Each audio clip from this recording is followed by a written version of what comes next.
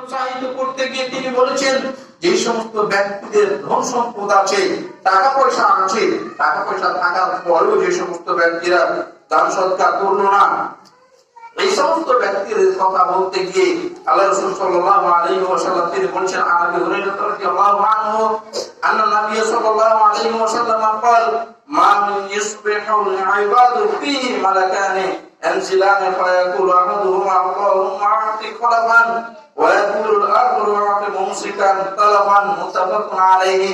হযরত আবু হুরায়রা রাদিয়াল্লাহু আনহু তিনি বলেন, আল্লাহ রাসূল সাল্লাল্লাহু আলাইহি ওয়াসাল্লাম তিনি বলেছেন, কোন ব্যক্তি যখন সকাল করে, কোন বান্দা যখন সকাল করে এবং সকাল করা অবস্থাতে এনজিলানে অবতরণ করেন, মালাকানে দুইজন ফেরেশতা একজন মানুষ যখন সকাল করে, একজন মানুষ যখন সকালে এসে উপনীত হয়, সকালে যখন পৌঁছায়, তখন ওই ব্যক্তির কাছে দুইজন ফেরেশতা এসে বলে যে মালাকানে এনজিলানে ফায়াকুলু আদুমা আল্লাহুম্মা আ'তি খলাফান, হে আল্লাহ এই সমস্ত ব্যক্তিকে একে তুমি দান করো, একে তুমি সদকা করো, একে তুমি বেশি বেশি করে দাও। কেন এই কথা বলে আল্লাহ রাসূল সাল্লাল্লাহু আলাইহি ওয়াসাল্লাম তাও বলেছেন, যে সমস্ত ব্যক্তিদের অর্থ সম্পদ থাকার পরে তারা দান সদকা করলো, আল্লাহ রাব্বুল আলামিনের ফেরেশতারা তাদের জন্য, যে সমস্ত ব্যক্তিরা দান করলো তাদের জন্য ফেরেশতারা বলে, আল্লাহ তুমি তার দানকে আরো বহুগুণে বৃদ্ধি করে দাও। আর যে সমস্ত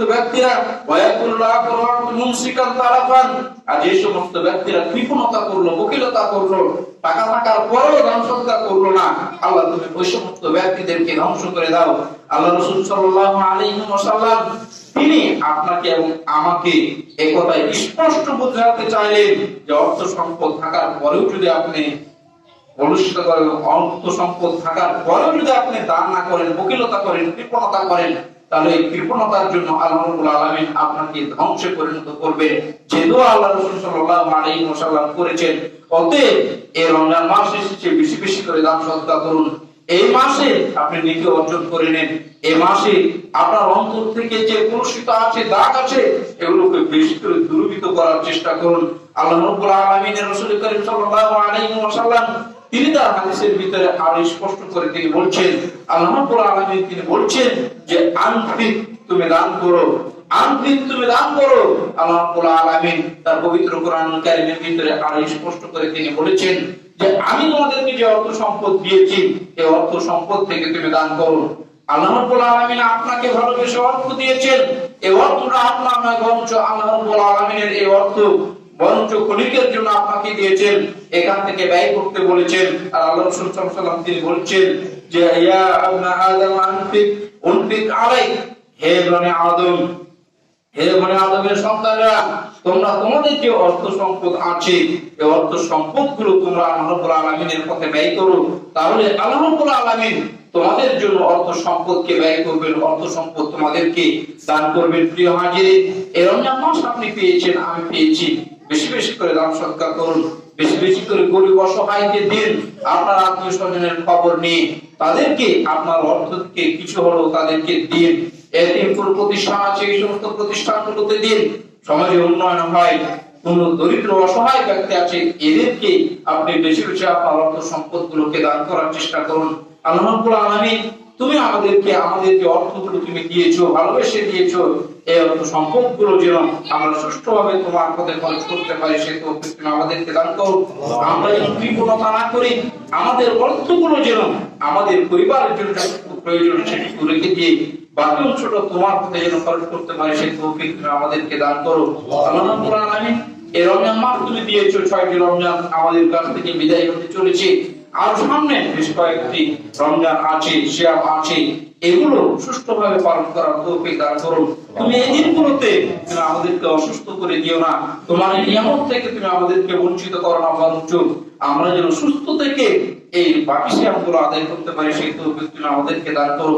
আমাদের ভিতরে যে সমস্ত ব্যক্তিরা অসুস্থ আছে, আল্লাহ তুমি তাদেরকে শেফায়ে কামেলা আজেলা দান করো। যে সমস্ত ব্যক্তিরা কবরবাসী হয়েছে, আমরা জানি না তাদের কবরের কি অবস্থা, যদি তাদের কবরে শান্তি হয়ে থাকে, তাহলে তুমি তাদের কবরের শান্তিগুলোকে মাহফুজ করে জান্নাতি সুগন্ধ দিয়ে দাও। আমাদের পিতামাতা, আত্মীয় স্বজন, পাড়া প্রতিবেশী অনেকেই মৃত্যুবরণ করেছে, আল্লাহ জানি না তাদের কবরের কি অবস্থা। যদি তাদের কবরে শাস্তি হয়ে থাকে তাহলে তুমি তাদের কবরের শাস্তিগুলোকে মাফুভ করে দাও। আল্লাহ রাব্বুল আলামিন, আমরা আমাদের জীবনের যে অপরাধগুলো আছে, বিগত জীবনে যত অপরাধ আছে এগুলো যেন ক্ষমা করে নিতে পারি, সেই তৌফিক তুমি আমাদেরকে দান করো। আল্লাহ রাব্বুল আলামিন, তুমি আমাদেরকে পাঁচ ওয়াক্ত নামাজে না হয়ে মৃত্যু দিও না।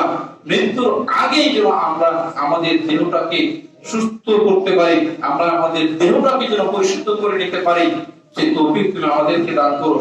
আমরা পাপ থেকে ফিরে এসে যেন আমরা ঈমানদার হয়ে মৃত্যুবরণ করতে পারি, সেই তৌফিক তুমি আমাদেরকে দান করো।